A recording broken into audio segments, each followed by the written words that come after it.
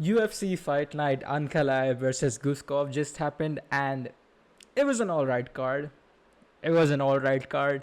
You know, I tuned in relatively on time, although I did miss one of the fights between Cody Gibson versus Abdul Hussein, which was supposedly a late addition. I'm not too mad about that. We can still review all the picks that we made and review this event and how it played out. And even though in my previous video I claimed that the card sucked, it was actually not too bad. It was actually very, very watchable. And there were some good fights on this card, some exciting fights, some really good results.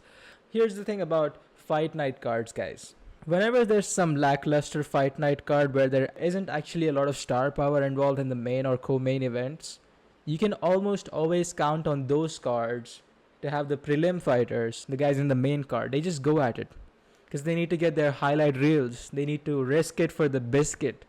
You guys know what I'm saying? They need to go in there and leave their mark. Because when they do go to, for example, numbered events, then they need to have a highlight reel playing, hype them up for their next fight in front of a big audience. That's how they build their brand. Anyways, let's start things off with Nurullo, Aliev, and Mike Davis.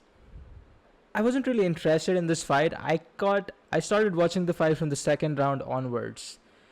It wasn't, nothing special.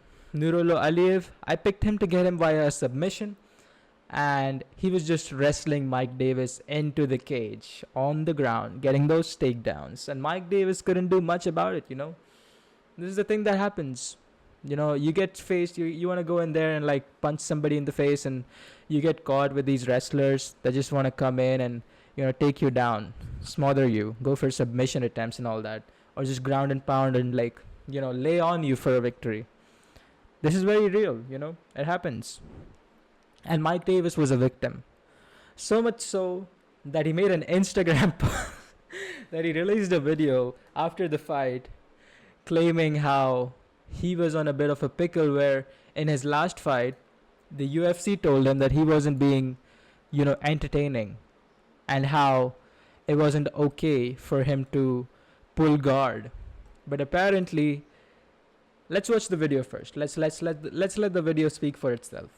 I thought you were cutting wrestlers, bro. All they do is suck dick for 15 minutes and then don't even let you finish. What are we doing? You've been cutting undefeated people on streaks all the time for wrestling. This isn't RAF, bro. This is gay. That is gay, bro. What's gay is you getting held down even though Justin Gaethje said not to get held down by one man, because two men can... Sorry for making fun of Mike Davis, but if you got your shit rocked and you were on the brink of losing, thank God there's an opportunity that you can grab onto your opponent and not get punched in the face until you get brain damage like in boxing or kickboxing. I know you got that warrior spirit, you want to go in there, test your striking, really beat each other up, but grappling is actually saving MMA a lot. It makes MMA a lot more safer. It makes winning and skills count. It makes... there's a lot to wrestling. I'm not a good proficient wrestler or jiu-jitsu guy myself. In fact, I really hate it when people go for takedowns. I hate it, I want to keep the fight standing too, but maybe that's what makes the sport a little bit more safer. That's what gives it skill, because anybody on a punctured gas tank can throw a lackluster brawl and, go in there. It's like watching a street fight, but I understand where Mike Davis is coming from, but you could instead watch a street fight if you just want to watch banging. This is about skills. This is about, I genuinely described a good situation. If you got your shit rocked, it gives you less brain damage. It gives you more options. And options is good. So I don't particularly agree with the Mike Davis thing, but I do agree in the sense that, it makes the fighting thing a little bit boring. If there's somebody like Nurullo Aliev who's just going to go in there with you and then crotch sniff you or take you down and just stay there, ground and pound with his little pepper punches on your face, it's gonna get frustrating, it's gonna get exhausting. I totally understand, but maybe it's for your own good, maybe it's for the sport's own good. MMA fighters, even though we're allowed to do all sorts of things and get terrible injuries, it's still a lot more safer than, I would say, boxing, where you repeatedly get punched in the head and there's not much you can do to protect yourself from getting punched in the head when you're dazed and rocked. And even though there's a lot of knockouts, and we see a lot of knockouts in the UFC thing, The referee is quick to protect the fighter and like stop the contest. Anyways, it was an okay-ish fight. Nurullo Aliev won. When the Asian announcer was just, announcing results, it was 30-27. Nurullo Aliev, and Mike Davis was just booing him. He was visibly upset, but he was still, accepting his defeat. He was like, fair play, man. This is allowed. This is MMA. You did what I didn't do, and you got my ass. Anyways, it was an okay fight. Moving on, let's talk about Magomed Tuchalov versus Brenson Ribeiro. It was sort of an infuriating fight to watch. This guy looks like that. This guy looks like, that one cartoon character. I'm going to put him up on screen right here if I find it. He looks like he doesn't know where he is.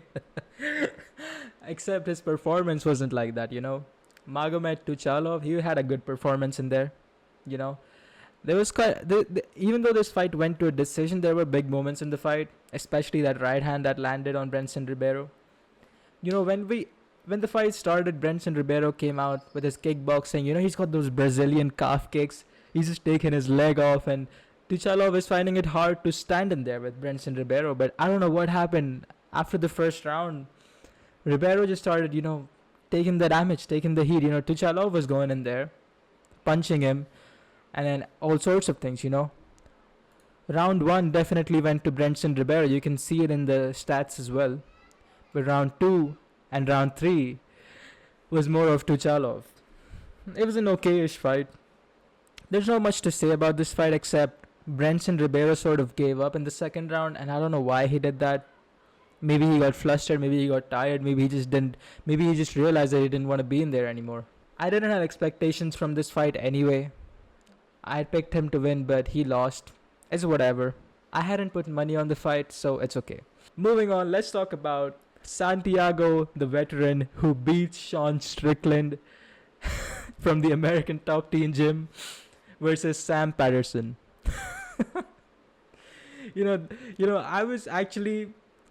I actually hoped Santiago would knock Sam Patterson out for his, listen, I got nothing personal against Sam Patterson, but I took that previous stink fest of a fight with MVP a bit too personally.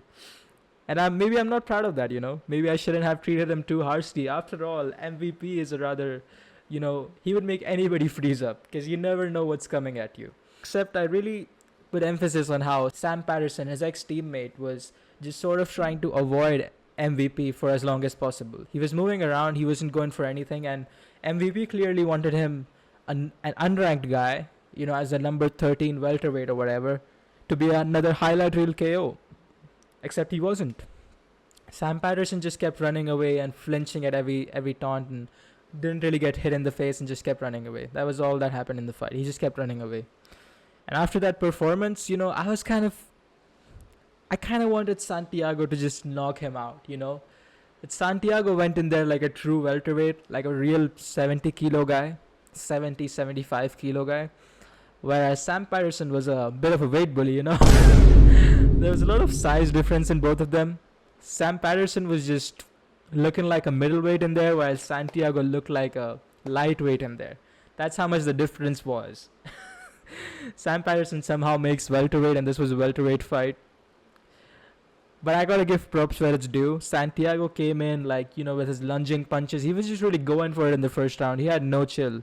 He was just going for it. He was expecting Sam Patterson to just, get flustered and get caught in one of those shots and get knocked out. And he caught him, and he caught Sam Patterson with one shot. But then Sam Patterson just kept his composure, kept kicking him, jabbing him, doing all sorts of utilizing the movement. And eventually the jabs caught off with Santiago. The damage piled on, and Sam Patterson got the finish. He caught Santiago in round 2. Multiple times, in fact, before leading to the actual finish, where he just got him. It was a bit of a redemption from Sam Patterson, Even though everybody hated his last fight, and I believe I speak for everybody, this was at least a bit of a redemption for him. Because he outclassed his opponent in the second round. Anyways, props to him. Moving on. Let's talk about Dustin Jacoby versus Muhammad Saidov. This fight. I believe Dustin Jacoby was scheduled to fight somebody else, but that fight fell out, so he had a short notice replacement, and Muhammad Saidov. This fight, I gotta tell you, this was an exciting fight to watch. But I was watching it with a lot of buffer. I was like, oh shit, what happens now? In the middle of the strike. This fight was good. This Muhammad Saidov guy, he's got a good lead leg kick. It's almost like mine. He just whips that shit out. Anytime he's getting done with it, he always wants to get the end. He always wants to be the one landing the final blow before the combination or the exchange ends. So he had a good lead leg kick, and that exact kick dropped Dustin Jacoby. It was a good fight to watch. It was fun. There wasn't much happening for Muhammad Saidov in the beginning of the round. Dustin Jacoby was holding his own. He wasn't really getting caught with anything. But when the second round came and the final bell, Muhammad Saidov did something insane. He was always start opening with the left hand almost. He was never opening with the right hand. But then Muhammad Saidov caught him with a hook while Dustin Jacoby was at the end of a combination exchange. He went in with a right hook, covered the distance, then went in for another. He went in with a right hook as he covered the distance, and then he just whipped his left lead leg kick out there and just knocked Dustin Jacoby out. It was a beautiful sequence. And I was so inspired by it because I realized I could do that too. It's a really good sequence because people like to back away, and then this sort of used his best weapons and ended in a knockout. This is good for Muhammad Saidov, getting a win over Dustin Jacoby, short notice.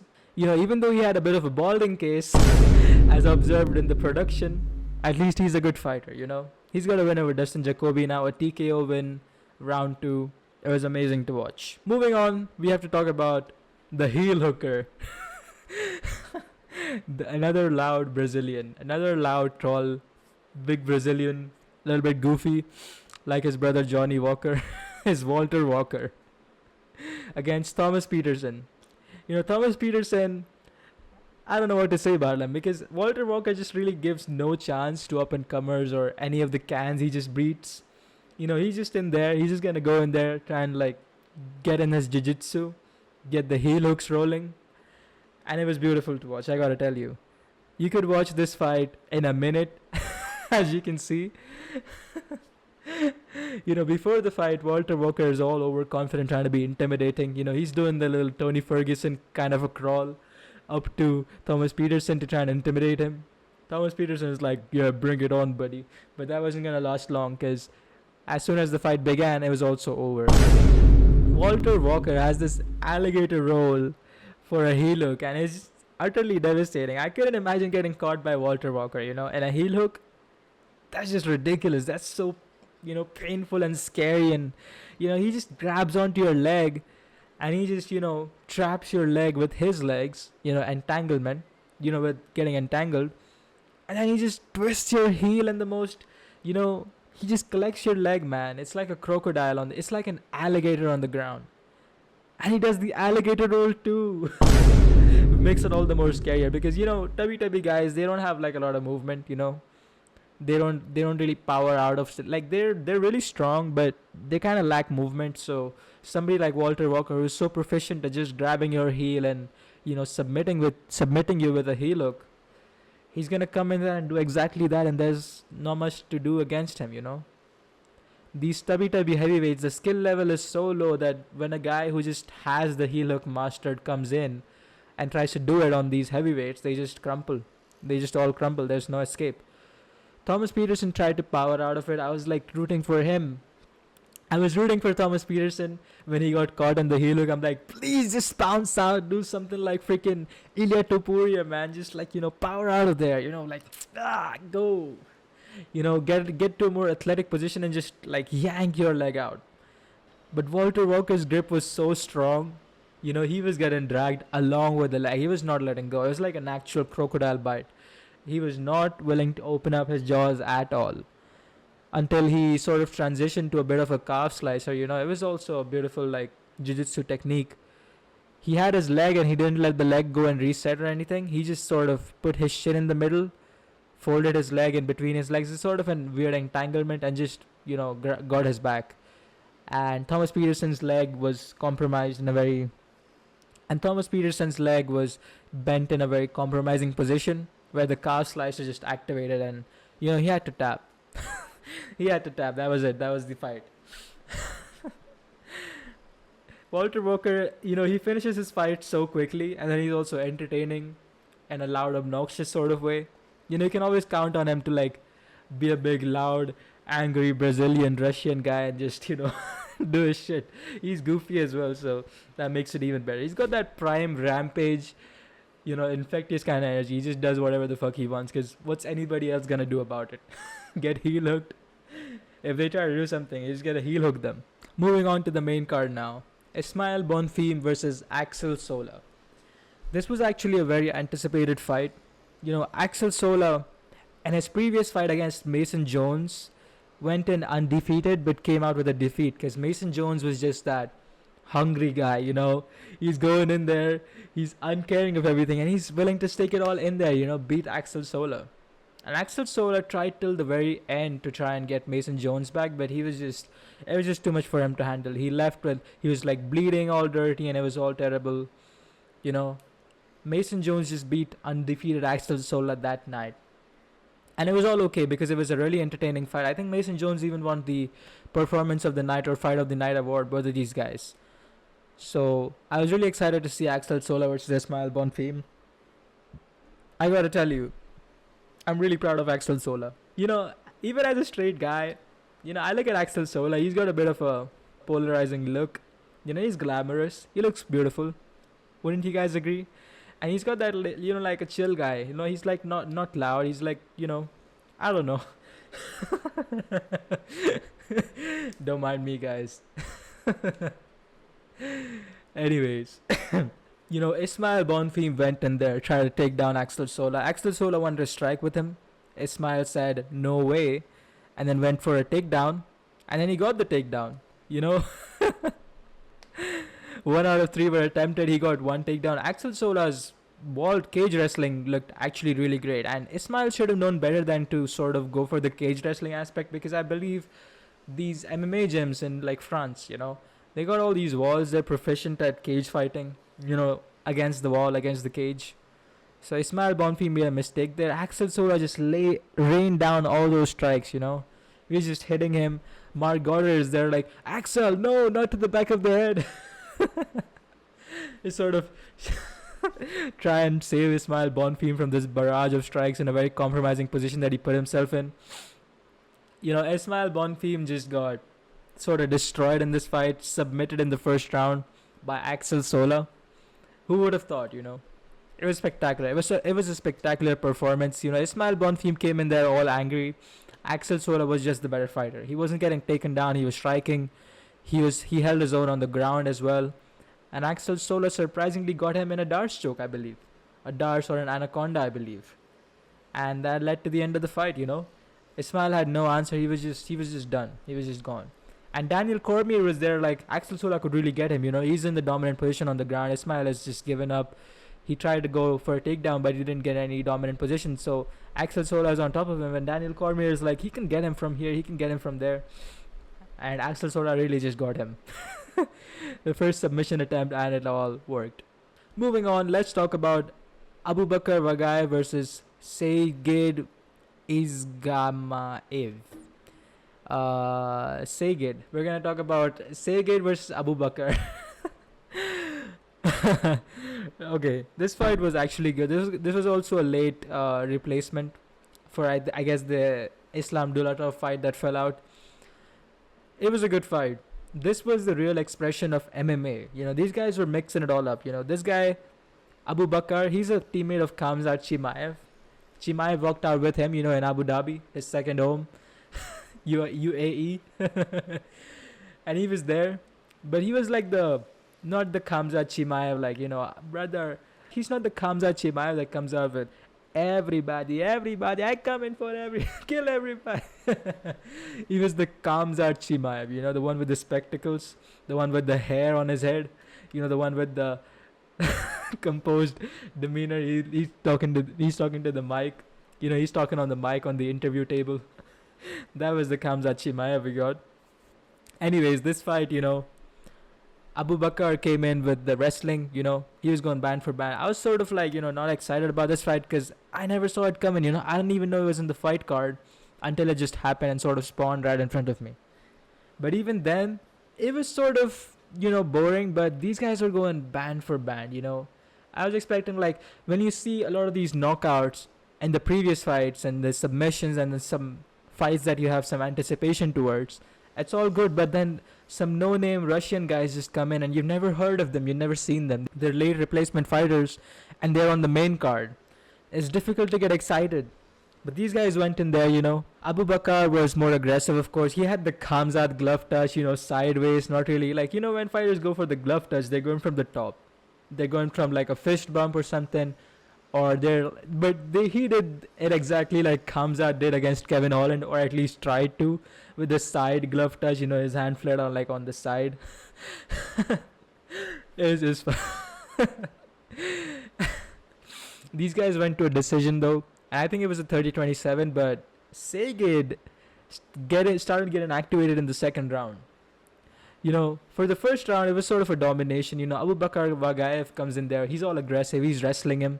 Seged gets some reversals. There were a lot of Seged taking him down. Abubakar taking him down. Look, 4-2. I mean, Abubakar was obviously more proficient with the wrestling, but Seged wasn't helpless in there. He was really getting those takedowns as well, and it was a competitive fight for the first round. The second round, Seged comes out and he's, angry, and he's just, beating the brakes off of Abubakar. He's just beating the brakes off of him. He's angry. He's got a mean look on his face, and he's just 1-2, 1-2-3, all sorts of things. And he's outclassing Abubakar on the feet. It was exciting to watch. It was really exciting to watch that. And then Abubakar obviously takes him down, and then the fight sort of just goes in that direction from there. And it was a 30-27, unfortunately. It was fine, though. It was not like, nothing to fret about. Nothing to be upset about. Whatever, In the post-fight interview, though, Khamzat was picked as Khamzat sort of asserted himself in between Daniel Cormier and Abubakar as his official translator. Turn this way. You gonna do translate? Oh my goodness, Khamzat translate. Abubakar starts speaking, and then Khamzat is like, "Thank you, my coach. I represent my country." he sort of put himself like how Islam and Usman were in the Bellator post-fight conference, I believe. It was funny to watch. Khamzat clearly was not professional enough. He was just, spouting whatever, not really, he was just not professional enough like the Russian translator would have been. But it was fine, regardless. It was funny to see him on screen. Let's talk about the next fight. Rizvan Kuniev versus Tyrell Fortune. I had actually picked Tyrell Fortune to win this, I thought Rizvan was going to be a bit of a tubby guy. I hadn't seen any of his performances before, and that was my bad, obviously, because I wasn't familiar with his game. Because I really just genuinely wasn't familiar with Rizvan Kuniev's game. He goes in there and he's actually just moving like a lightweight. Like you'd expect a guy this big, many hundreds of pounds, over 200 pounds to just be sort of a tubby, and he looks like that, He looks like that. He looks like a bit of a tubby.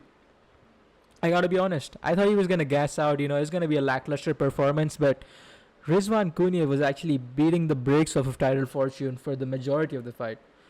Tyrell Fortune, he's got a lot of heart. You gotta give it props, Rizvan Kuniev, he's faster than Tyrell Fortune. He's beating him up. Tyrell Fortune is getting rocked and wobbled, and he's being taken down or whatever. Okay, there were no takedowns, but Rizvan Kuniev is just striking, beating him up, and Tyrell Fortune just has to take the beating, man. He can't do anything back. Rizvan Kuniev had better striking than Tyrell Fortune. Tyrell Fortune, though, had a lot of heart. He was recovering from whatever was being thrown at him. There was this one particular moment that I literally just thought the fight was going to be stopped. The fight was going to be called off because Tyrell Fortune was hurt so bad and Rizvan Kuniev was just teeing off on him until Tyrell Fortune just sort of grabbed the clinch and the referee just let it slide. It was like this close to being stopped until it did in the third round, because that's when Tyrell Fortune just couldn't take anymore. He just crumpled, and that was good for Rizvan Kuniev. That just goes to show that he's so slick with the striking, and he's beating somebody like Tyrell Fortune. In the third round, most heavyweights just gas out by then, but not Rizvan Kuniev. He still got that pop in his punches, knocks the guy out in the third round. It was interesting to watch. It was not like a low octane fight. There was a lot of stuff going on throughout the fight. These guys are moving in each other's faces, and Rizvan is getting the better of all the exchanges. It was like an outclassing almost. It was definitely an outclassing. Tyrell Fortune just didn't have an answer for Rizvan Kuniev, and he just got beat up till he couldn't no more, and then he just crumpled. It's fine though. For Rizvan Kuniev, I think the next fight should be Sergey Pavlovich. That would be a really good fight, given that Sergey is a bit of a striker, so is Rizvan, and it'd be awesome to watch if they could have that fight made. Let's talk about Magomed Zaynukov versus Damian whatever, bro. Sorry, I still can't say his last name. My bad. Alright, this is actually a very good fight. I expected a beatdown. I expected this guy to just get beat up by Chanko, because he's like a Muay Thai guy, a champion. We've seen his DWCS fight, how he outclassed the other guy. And I was expecting nothing else, and it played out exactly like I said it would. Chanko was just on another level with the strikes, This guy went in there. He was sort of looking like slow. Chanko was looking always like fired up. He's explosive, at every movement of his. And anytime Damian and Chanko were in like a fight, and like exchanging a combination, Chanko was just 2 steps ahead of him almost. He knew exactly where to sort of hit him, and then he just, let it rip. He was very uncaring of trying to like knock him out. He was like a volume striker in there. He had a lot of strikes going, even the smallest of the strikes. Like he would swing around, try and go for a head kick, and if the head kick missed, he wasn't just going to reset and create distance again. He was going to go for a leg kick. And even though it wasn't as brutal, it still counted to a strike. So there's a big striking differential, because you can see it here, right here. There's a big striking differential. Surprisingly enough, Damian got a takedown, but that was sort of a lackluster sort of a takedown. It just sort of happened to fall in his hands because Chanko lost balance. Other than that, Chanko's wrestling is definitely really good. His striking is definitely really good. I mean, what can you expect? He's like a wrestler and a striker and a package. And I believe for him, he could really beat like a lot of lightweight guys, if he's got good wrestling and if he's got good striking. He's a little bit on the smaller end, I feel like, for lightweight, because there's bigger guys that hit harder and stuff. I still think he's got good striking in lightweight at least. Like there's really nobody that comes to mind that could take him on, for example. There was a really good fight. It was a 30-27 between these guys. Magomed got the 30. This guy got the 27. The Damian showed a lot of heart though in this fight. I gotta tell you. Even though he was getting outclassed and just, looked lost in there, like he was trying everything to try and get back at Chanko, but he was just simply not enough in there. But he still had a lot of heart. He was bleeding bad from his nose. In the first round, he got destroyed. In the second round, he came out and he was like, damn, I'm already losing this fight. This guy is just so much better than me, so I gotta go with all my heart and try and get this guy. And he tried, he tried. He was giving Chanko some trouble in the second round, but come third round, it was just a masterclass. It was a domination almost. Granted that Chanko didn't put this guy out, Damian was still dead set on, he had a lot of heart in that. That's basically all I'll say. He was just going, he was never quitting, He was just never gonna quit. It was his UFC debut. He wanted to do good. And even though he didn't make an impression, he can also make an impression by showing, even though he doesn't have the skill set as good as this guy, as the other guy, and he can't make it really competitive, but he can at least have a lot of heart and still, not give up. That also makes an impression and tells us what kind of a fighter he is for next time.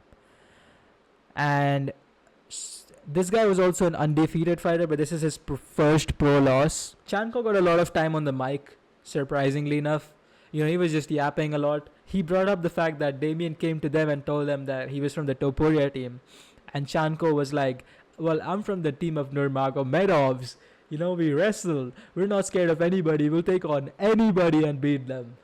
It was a bit of a statement, representing his Eagle MMA gym, whatever they have in Dagestan. Yeah, it was a fun fight to watch. It was such a masterclass. It was very entertaining. Chanko is an entertaining fighter. He's also very skilled. We'll see how he fares against, the ranked lightweights, the top lightweights. He still has a way to go. This was a good short notice replacement. This was a good win over Damian because he was undefeated as well. and people were saying that he's a really tough opponent, strong opponent, to outclass an undefeated fighter who people are claiming is tough from another organization, like a champion of another organization, is actually pretty impressive. This was technically Chanko's UFC debut as well, even though he has a lot of star power already because his DWCS performance was great, and he's from the Islam team, the Khabib team, so it's all good. Let's see Chanko fighting other guys, other better guys that can actually give him some adversity and make it competitive. Anyways, moving on. Let's talk about the co-main event. Steve Erceg versus Ramazan Temirov. Astro Boy has been knocked out cold, face planted, flatlined. It was really surprising to see because, I obviously wasn't excited about this fight because it's a lackluster co-main event. I mean, how can you have Steve Erceg ranked 10 against Ramazan Temirov, an Uzbek fighter that I've never heard of technically? I mean, I have heard of him actually. But he's still not co-main event worthy. The main event is freaking Ankalaev, the previous champion, against Guskov, which is also bad. We should have gotten a Khalil Roundtree there instead. But, this is not a good co-main event at all. Except the fight was entertaining, and I called it, From a mixed martial arts perspective, maybe yes. But from a star power perspective, hell no. This was a flyweight fight after all, and I was expecting something like a Brandon Royval versus Alexandre Pantoja fight. When Brandon Royval tried to fight for the title. That was I was watching those guys move like ninjas. They had their body kicks and they were just spamming them. It was really amazing to watch. I had expected something similar, because you always know, because these flyweights, they've got heart, they've got grit, they're fast. They're like a 60 FPS fighter. They move quick across the screen. But I did not expect Ramazan Temirov to just sort of KO him, And the thing that got me excited was this fight started, right? Everything's looking normal. I'm not really excited about it. I'm just watching it for the sake of it. And in the first 15 seconds or so, Ramazan Temirov throws like a spinning kick and just gets him and just gets Steve Erceg on his chest and just drops him. And Daniel Cormier is like, the moans Daniel Cormier makes. It's a fucking... Can I just talk about this for a second? Like, Daniel Cormier, nothing personal against you, but you have to stop making those moans to exaggerate moments, Sometimes there could be something perfectly normal, perfectly okay. Like, listen, I get that Daniel Cormier is like a 2-time champion and, multiple divisions, double champ. He's got all the accolades. He's a real legit UFC fighter and everything. But sometimes he just exaggerates these moments that aren't supposed to have that sort of a reaction, Somebody could just get punched in face and Daniel Cormier is like, oh, man, it's pretty normal for people to get punched in face. They're fighting in there. Of course that's going to happen. Even a clean connection gets like an over-exaggerated reaction from Daniel Cormier, And his kick in particular, I mean, it didn't catch Steve Erceg on the face or anything. It just sort of dropped him, put him off balance, sat him down on his ass. And Daniel Cormier is there hyping up the fight like something insane just happened in the first 15 seconds. Hello. I can never. Like, if there was an option to just lower Daniel Cormier's volume down, I would actually do that. But this fight was really, really spectacular. I mean, Ramazan Temirov goes in there and he's, just using his boxing. He's reaching with his overhands, like his lunging overhands and his combination. He's trying to cover the distance with Steve Erceg because Steve Erceg is perfectly comfortable just keeping him on the outside. The jab, the push kick that was getting countered a lot of times. Ramazan Temirov knew he needed to get in close and just swing his overhand with all his power and catch Steve Erceg. And he did, Surprisingly, Steve Erceg, he started off kind of flustered, like, oh shit, this guy's legit. He's coming at me. I need to, put some weight on this guy. And he started, fighting him, keeping him outside, keeping him on the distance, moving around until Ramazan Temirov in the last minute of the fight sort of just gets him with something good. And then he just sort of wobbles Steve Erceg or just gets him clean. And Steve Erceg is visibly just dazed, trying to recover. And then Ramazan Temirov just smells the blood. And he goes in there for the kill. He's not stopping. He's just going in there. And he just sort of gets the knockout. It just lands flush. And the next thing you know, Steve Erceg is face planted on the canvas. It was really amazing to watch. I mean, this guy is like this fight was a bit of a Tagir Ulanbekov versus Horiguchi type of fight. This guy, Ramazan Temirov, he's got I would say he's got lackluster boxing, but he's just so energetic and just so full of power. He's really energetic basically. He's fast, he's energetic, he's got power in those fists. He directly called out for a belt, or he directly called out for a title shot, or Joshua Van. He wanted to fight Joshua Van, but there's a way to go, bro. Chill. It was a good performance. It was like Tagir Ulanbekov knocking out. It was like Horiguchi knocking out Tagir Ulanbekov. This was the same kind of a performance, He's got that pop in him, Ramazan Temirov. He started yapping on the mic and all that, trying to call out all the fighters, like the champ himself, Joshua Van, because he said I could go with him no matter. I'm like an Uzbek fighter. I need to be in the championship. I need to be in the title contention already. I believe him. But let's give him a Kavanaugh before, It's a massive feat, to be honest, to come in as an unranked guy and sort of just knock out the number 10th ranked Astro Boy, who's got all this aura behind him, having fought the champion and taken him to a close fight. They just knock him out in the first round.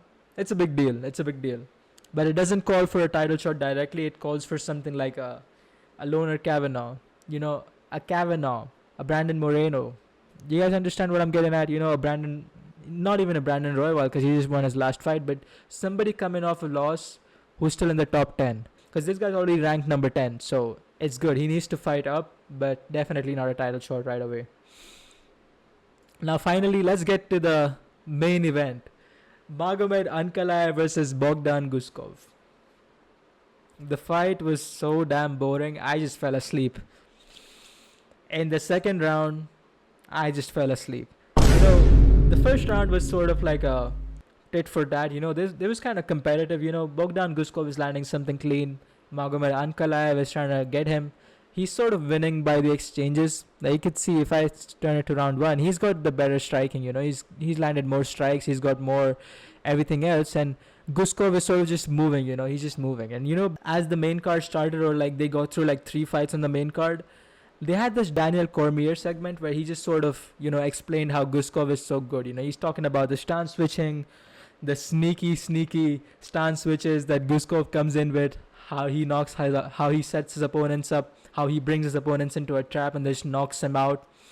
Daniel Cormier was explaining that, but obviously it didn't work against Ankalaev, because Ankalaev himself is a sort of a cold and calculated fighter. He doesn't make mistakes and stuff, In an altered timeline, Johnny Walker really landed that flying knee on Ankalaev and was next in line for a title shot.